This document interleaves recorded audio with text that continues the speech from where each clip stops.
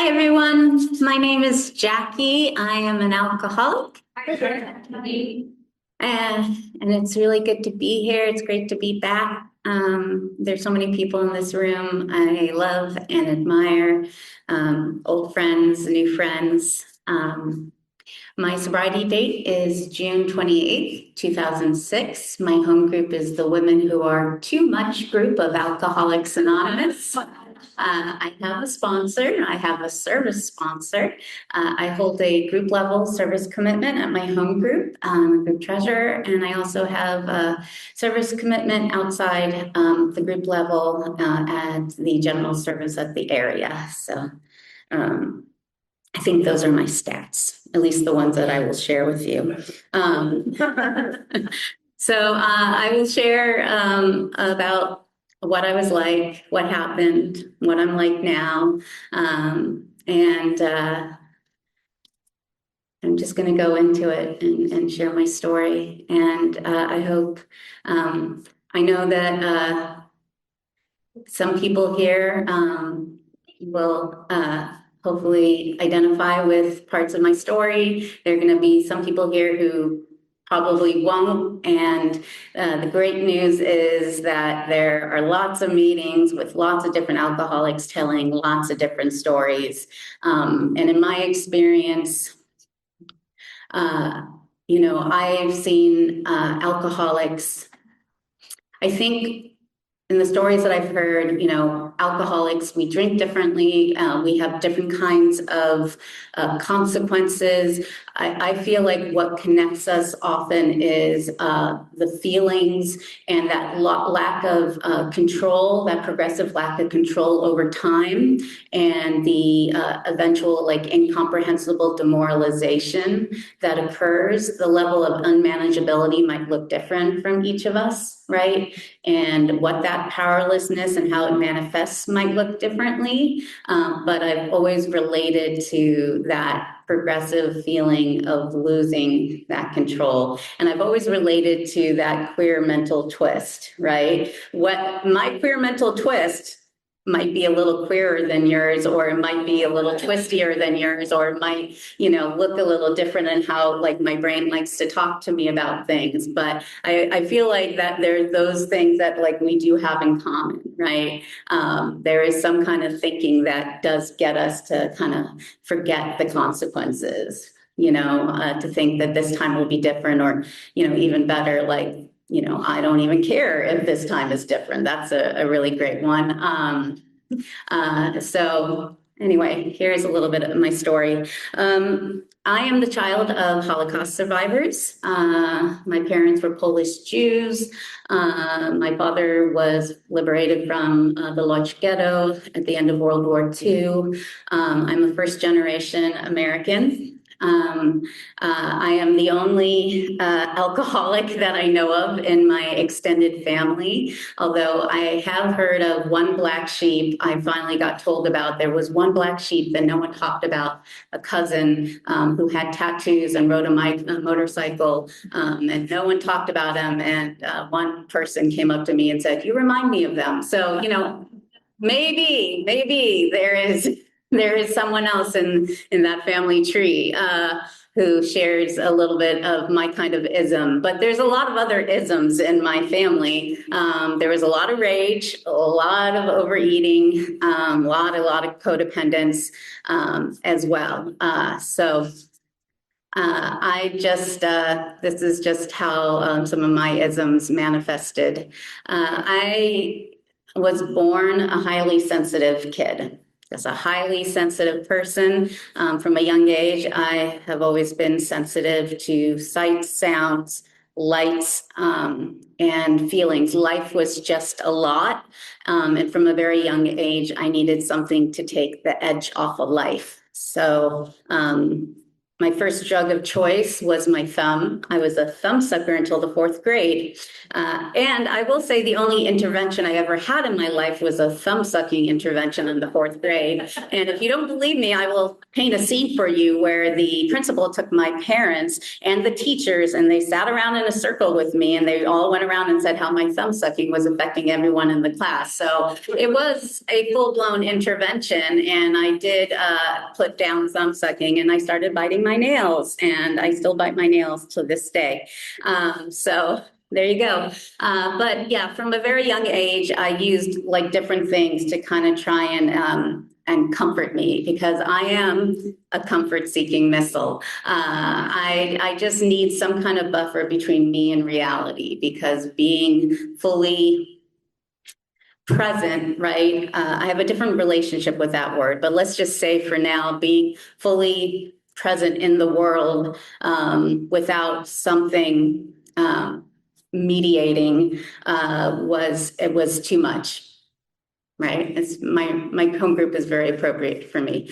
Was a lot, and as I mentioned, I had feelings in particular were really a lot for me. Not just what we consider "quote unquote" the negative feelings, but even what we consider to be the positive feelings. So I was very over the top as a child. So big feelings, so even like I would get so excited to the point where it was like uncomfortable, right? Bursting. And I was the kind of child who could not control myself from raising, the hand in class, right? As much as I wanted to, I lacked that impulse control. So I had a ton of friends. I didn't. I was very lonely. I didn't have a lot of friends. I was also like a fat kid. I definitely felt like I didn't have the manual to life. And so I just soothed and I soothed and I soothed in so many different ways that I could find, like many of us do. And I mentioned some of those food fantasy books. And I talked a lot. I hyperlexic. I learned that word. It's a big word, hyperlexic. But yeah, words would come flying out of my mouth. And because I was a thumb sucker, I had a lisp. And I also, my mom, spoke Yiddish. And so I had a little Yiddish accent with a lisp. So I went to a speech therapist at a young age as well. So I'm just painting you a scene of a young Jackie and how well she fit in with those around her. But I will say, all these comforts, right? They really did kind of pale in comparison to like that first drink. I had my first drink when I was 11, 12.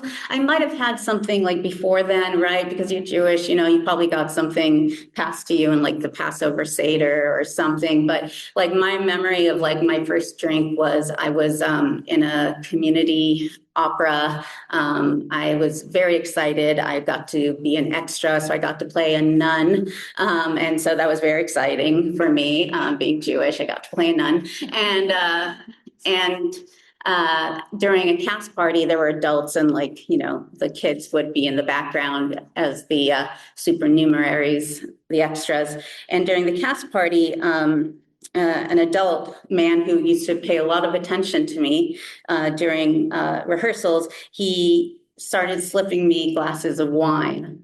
And I remember like how the wine felt when I drank it, and like the heat that went into my face and the way that my muscles relaxed and the warmth in the pit of my stomach. It's just a really vivid memory. I also really liked holding a wine glass, because I didn't get along with kids my age, and I related more with adults. Like I just felt like I could talk to them a little easier.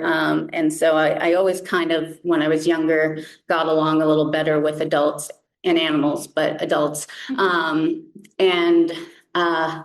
So I was looking forward to growing up from a very young age. And so there was something about like getting to hold the wine glass that kind of got to be a little prop in my life. And I will say that later in my life, I was one of those alcoholics or just drinkers who just was very obsessed with stemware and, just what you drank and, at what time of day and what you drank it in. And if you drank it in the appropriate glass at the appropriate time of day with the appropriate pairing, then you weren't an alcoholic, you just had, good taste and good manners. So, and then this, older man wanted to give me a ride home alone, 12-year-old girl. And luckily, a parent saw what was happening and drove me home. But I do think it's notable that, like, with my first drink, I found myself in a dangerous situation. And I will say that, I had no part to play in that. And if anything had happened, I had no part to play in that whatsoever. But I will say that as a vulnerable person, and later in life still, when I found myself in situations and things did happen to me while I had been drinking, I was a vulnerable person who became more vulnerable when I drank, right? And that's how I want to kind of frame it. So, but after that, I got to high school, and actually in high school, I really did start making friends because I got to start connecting with people over alcohol. And, it was a little hard for us, me and my, we didn't have access to a fake ID. So like many of us, it was easier to get other things than alcohol in high school. So we did other things. But I got to make friends and hang out with boys, which was super fun for me, by being like the cool laid back girl who would smoke pot with you and watch you play video games, which became like the foundation of my situationships long into my life. I spent a lot of time getting to know how people play Grand Theft Auto. Was the level of intimacy that I had with many of my beaux later in life.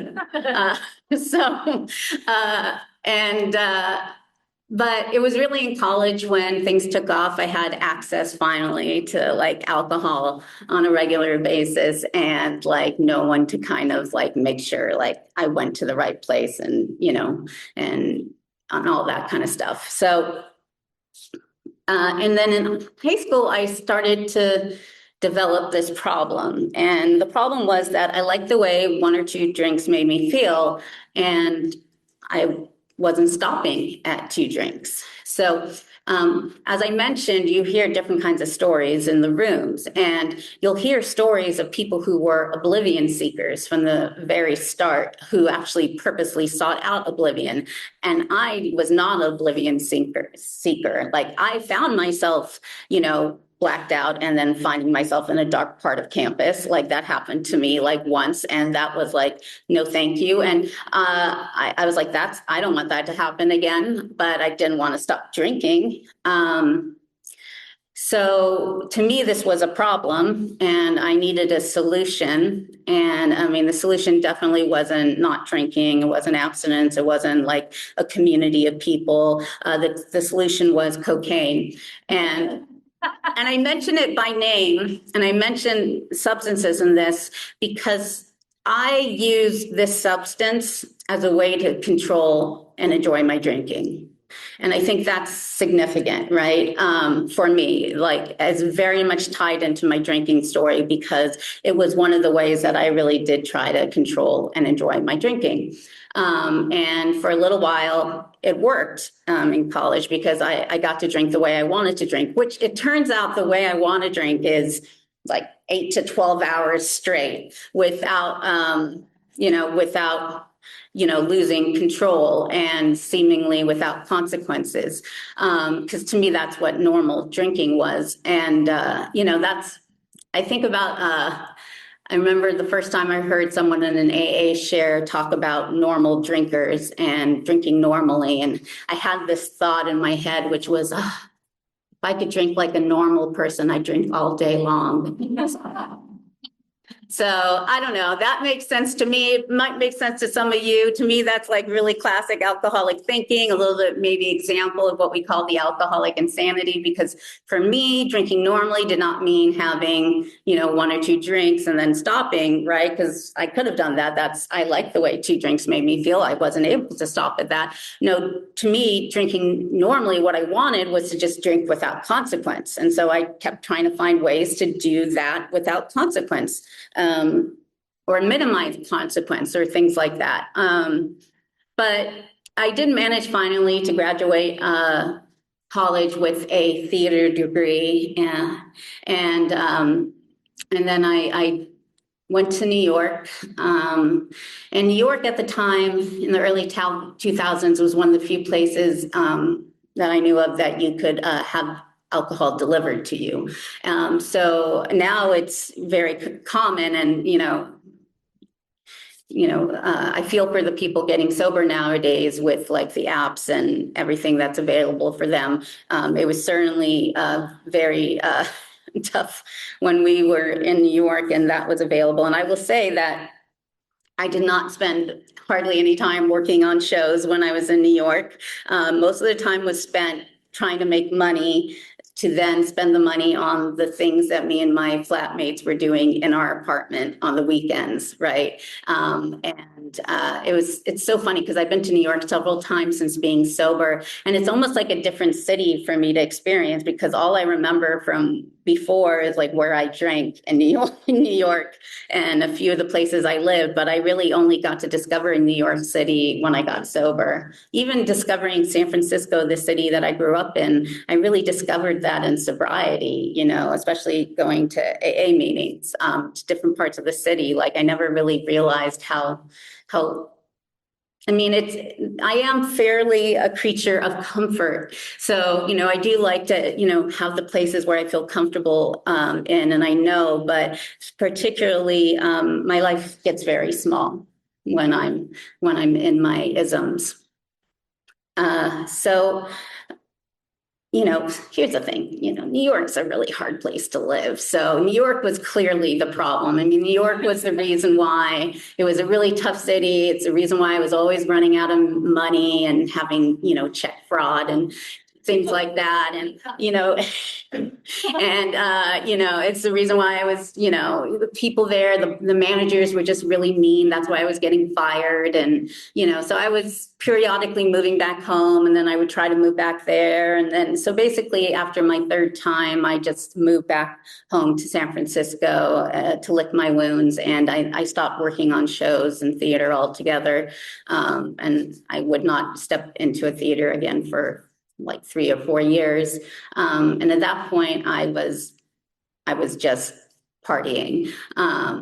And I was in my late 20s and working as a server, which is a really great job to support any kind of alcoholism or addiction. I think there's nothing wrong with being a server. There are parts of it that I think it's really suited well to my personality, and it's one of the places where you can actually, in a way, make a living in the Bay Area at a time, and New York City too. So, but for me, like part of the draw was the fast money that you got, and also like the fast moving and working around booze and all that stuff. So, but I did get fired, shocker.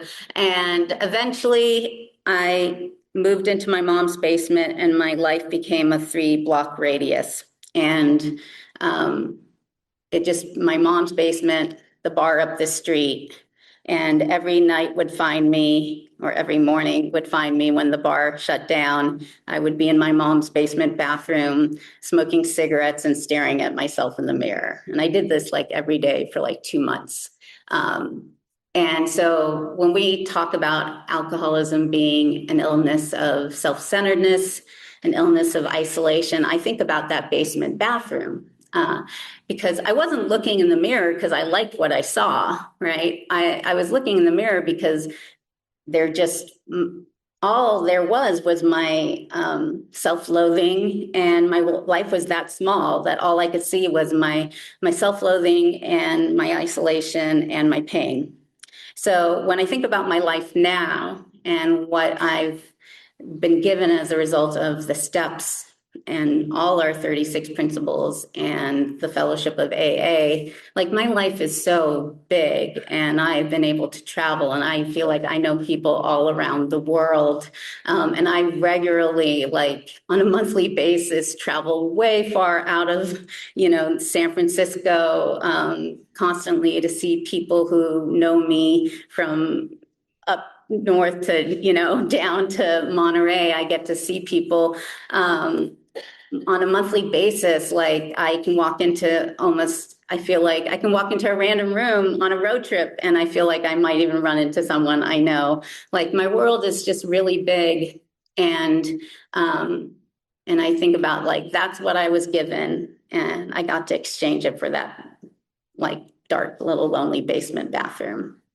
How did I get out of the bathroom? I ended up in the hospital. And the doctor was the first person I got really honest with about what I was doing. And he asked me if I wanted help. And I said, yes, anything but Alcoholics Anonymous.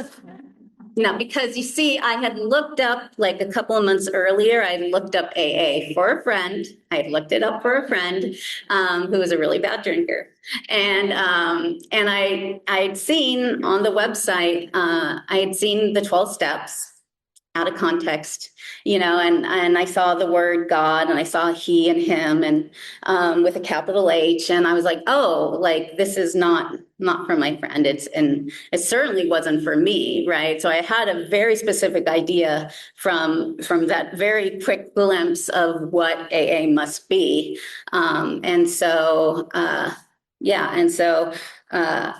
I was like, that's not for me. And the doctor was like, no, don't even worry about it. We have a chemical dependency outpatient program. And so on Valentine's Day, 2006, I walked into rehab for the first time, and on the wall were the 12 steps, and it turns out that treatment center, they used at the time what was called a 12-step facilitation model of treatment. I think it has a different name, but it basically means that among the different modalities that they use, like they connected you to outside recovery groups, and being one of them being AA or any other 12-step. And so there were groups that would come in and, bring in, H&I would bring in a regular AA meeting, and, the counselors at the time, they would give us step 1, 2, and 3, like sheets to fill out. So like we were doing step work at my rehab, which I was very offended at my first sponsor that they did not want to read the step work that I had done. The step work that I had done in rehab, I was very offended. And she was like, no, you could just set that aside for now. Let's just start from the beginning. I was like, okay. But, there were a lot of great things that I got from that program. And one of the things I got was a slip that I had to go to meetings to go get signed. And it gave me smart feet, which is great because it forced me to kind of go. But I didn't like the meetings I went to at first. Because a lot of them were very convenient. They were either the meetings that were held at the treatment center during lunch, which the people who were already in my process groups, or they were held like in that weird witching hour of the afternoon, where there weren't like a lot of like, a lot of AAs that I would later learn, like, had jobs or things, would go to like the morning meetings or the evening meetings, right? We were getting out at 3. And so we would go to like the clubhouse and go to like an afternoon meeting, which, had some people there, but it wasn't like super well attended. So I didn't like my meetings. It's like process groups, but they make me pray or something. It felt weird. And they keep mentioning God. So what happened was I ran into someone who saw me with a schedule that I had known from a job. And she told me, she took the schedule and she circled a meeting for me called High Noon. And High Noon, it was It was very inconvenient, let me tell you. Very inconvenient meeting. I had to take 3 buses. So, I mean, I don't even know why I did it, but my outpatient had ended and I hadn't had a job at this point, and I was like 2 weeks sober. So somehow I had this willingness. It was by Mission Dolores, Dolores Park, and I went, it was at 12 noon. And I went to the meeting, and when I opened the door, it was full of like skateboarders and queer people and business people and old gays and young gays and grandmas knitting. Like, it was just a really eclectic group of people. And I was like, wow. And there was one guy at the front with like tattoos all over his face and a little sailor cap put to the side. And, you know, and he still goes to that meeting. And they did use the G word, and they talked about God, but they also talked about alcoholism and the nature of the illness and how deadly it was. And they talked about the queer mental twist, and they talked about sponsorship, and they talked about service. They actually talked about sponsorship and service as much, if not more, than they talked about God, which was like, wow, that was not something I had heard in other places. And even when they talked about a higher power, they talked about it in so many different ways that it kind of blew apart all the old ideas I had about the kind of people who got together in a room and talked about God, especially God with a capital F, and he, him. Because the thing is, as I've mentioned, I am Jewish, and I grew up. Now, I am a very bad Jew. I'm a very rebellious Jew.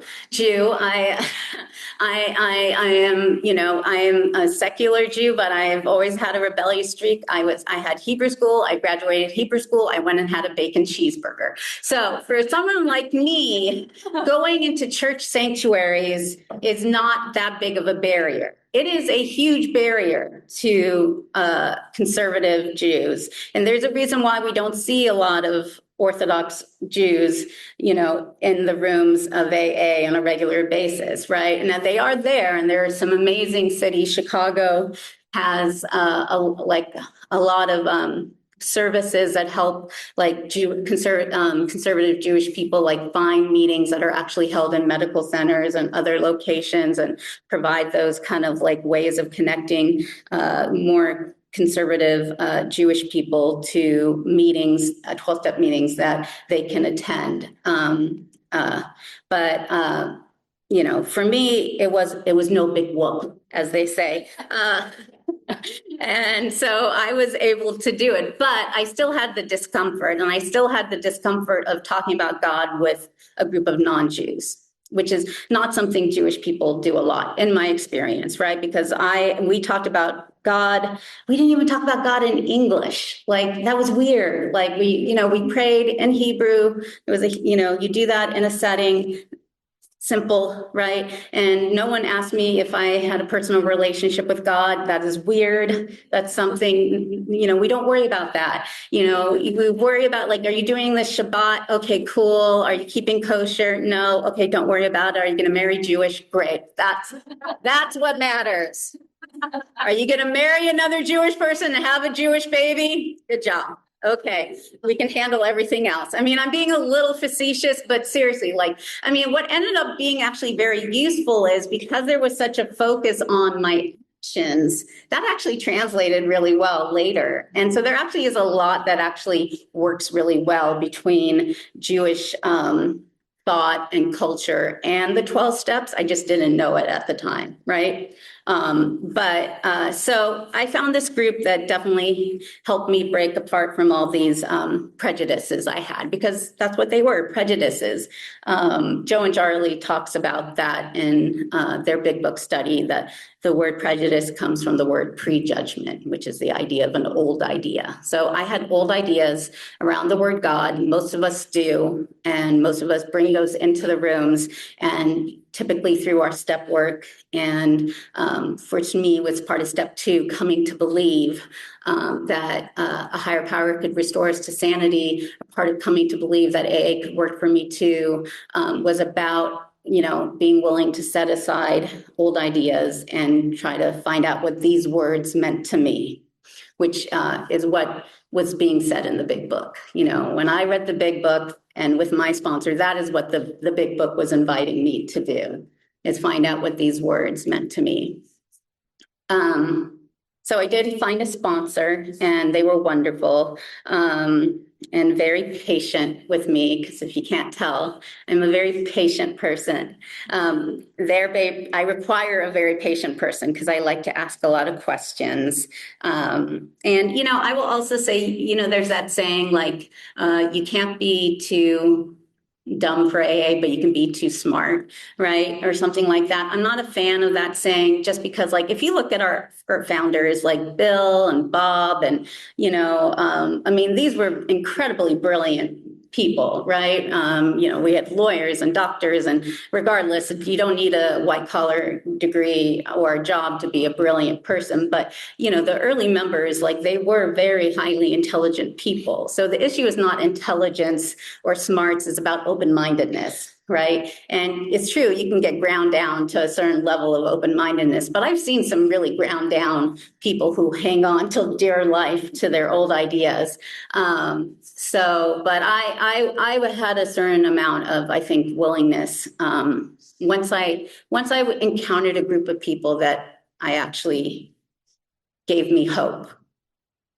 Let's put it that way. So that's why I think home groups are really important. And I'm very grateful that I lived in a place where I had enough options to find a group of people. I'm very grateful that Zoom can exist now, that people who might live in places that are more remote, where they have less options, where they might feel more like they stick out, that they might have be able to find online a place where they belong. But I had to find ways to get comfortable with the word God, and find ways to experiment around that. And I did. I substituted different words for the word God, and found something that worked for me. And eventually I started having enough experiences on my own that I became comfortable with the word God.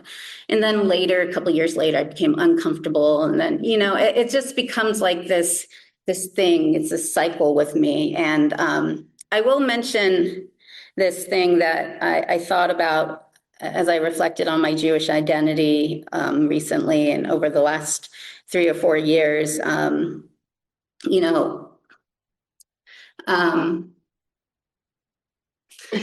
In our tradition, in our background, in our Torah, like our ancestor Jacob wrestled with an angel of God and was renamed Israel. So that is what the name means one who wrestles with God.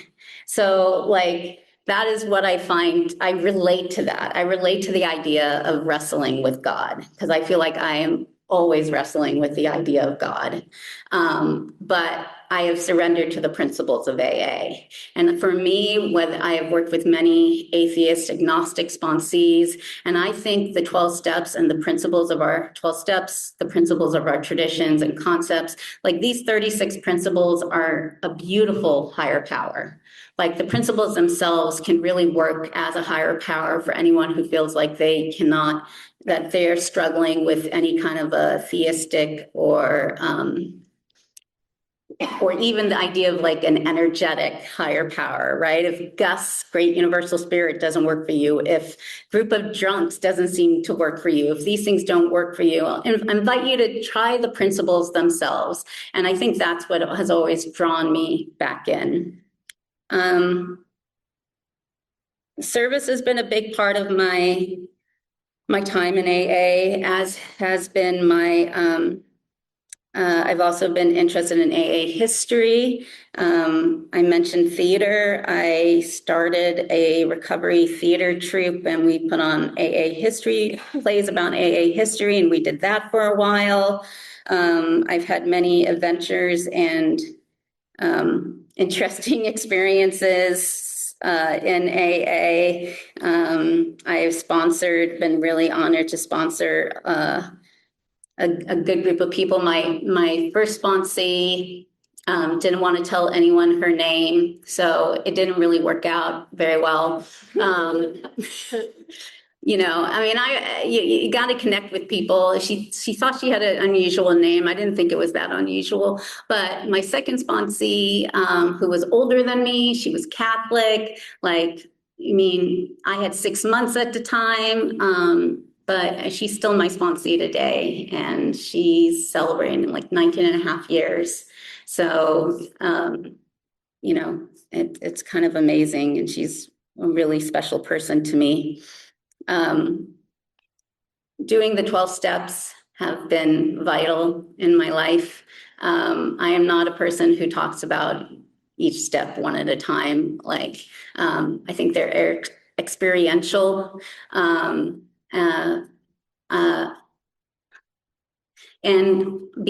I think there are people who are really eloquent and great at talking about the steps.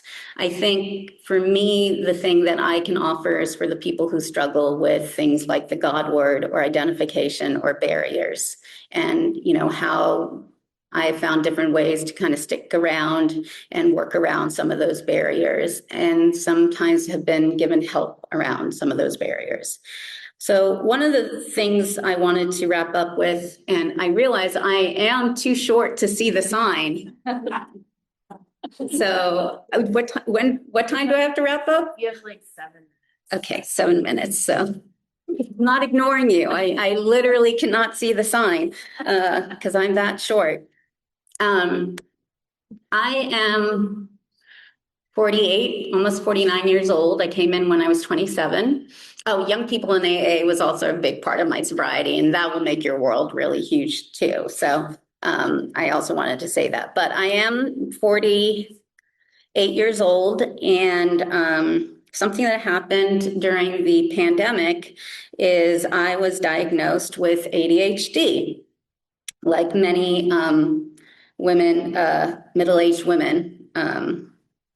Have been over the recent years. And then over the last year, I have realized that I'm also on the spectrum. So a lot of those things I talked about from my childhood of being a highly sensitive kid, being very sensitive to lights and sounds and textures, and needing something to take the edge off of life. A lot of those things that alcohol medicated and other things medicated for a long time, I found that when I was getting sober in my 20s and in my 30s, I got a certain amount of reprieve. I did find that, over my years in AA, that I had still this shame because I would still have these bouts of depression, what I thought was depression, where I was not able to leave my bed for 3 days, or I would struggle with showering or brushing my teeth, things that I was told that or I maybe wasn't told, but I just felt like, no, this is what like AAs do. We're adults, we brush our teeth, we have balanced checkbooks, we don't have doom piles of clothing. And, I had all these ideas of things that my life was supposed to look like.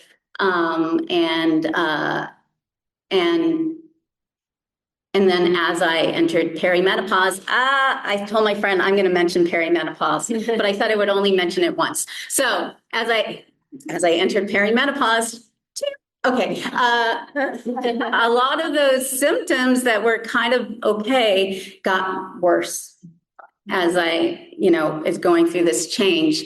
And suddenly both the aspects of my autism and my ADHD got far more intense. And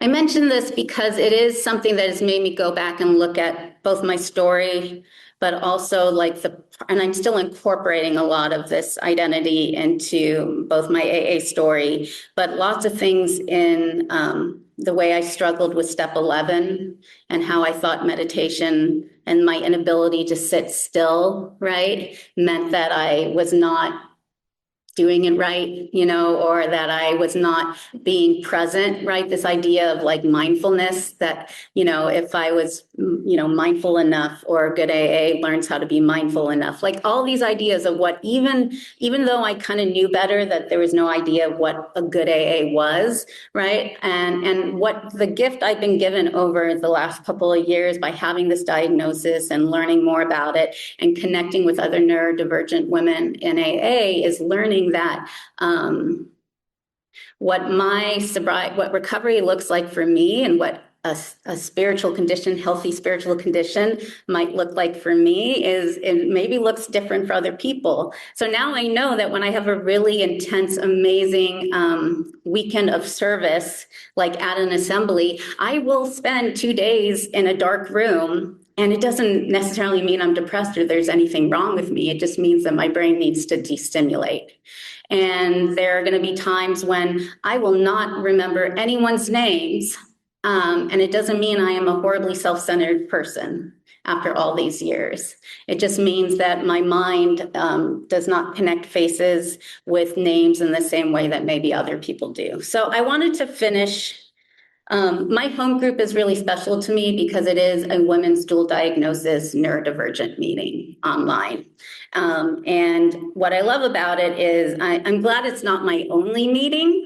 Let me put it that way, but it really does serve a wonderful function because it is one of the meetings where we purposely say we go here, we unmask, which means we really let go of any attempt to control any of our behavior like we normally do at a meeting. Let's put it this way. We like to constantly say that time is an illusion. So imagine being with a group of ADHD women who believe that time is an illusion. We don't end on time. So things like that, but we get to kind of talk about things that we don't necessarily feel safe talking about in a meeting, nor do we think is appropriate to talk at every meeting about. And it's really great. And then we're able to offer each other some support. I'm going to finish by reading something that was in the Primary Purpose podcast, season 2, episode 2. It's GSO's General Service Office podcast. They have a podcast. And their second episode of this season had an open letter. They had an interview with a neurodivergent alcoholic named 6H. And they read an open letter that 6 wrote when there was a call for letters about the experience of neurodivergent alcoholics. And it was really moving to me. And I wanted to share it with you. So, we're the quiet ones. We're the loud ones. We're the ones you wish would be quiet. The ones you wonder why they never talk. The ones who won't stop moving. The ones who daydream. The ones with childish or obsessive interests. We're the neurodivergents, and we walk among you. We try to conform to fit in, but we tend to stand out or to not be seen. You've probably met many of us, but you didn't know what you were looking at. You were most likely frustrated with us or annoyed. You couldn't understand how anyone could act like that. Our personalities and presentations are across the spectrum, just like the varied histories of many an alcoholic, the same but different. We can be alcoholics. We can suffer from alcoholism. We can recover from a hopeless state of mind and body through the 12 steps, the Fellowship of Alcoholics Anonymous, and a higher power of our understanding. We can be a small part of a great whole if you make space for us. Please make space for us. Thank you.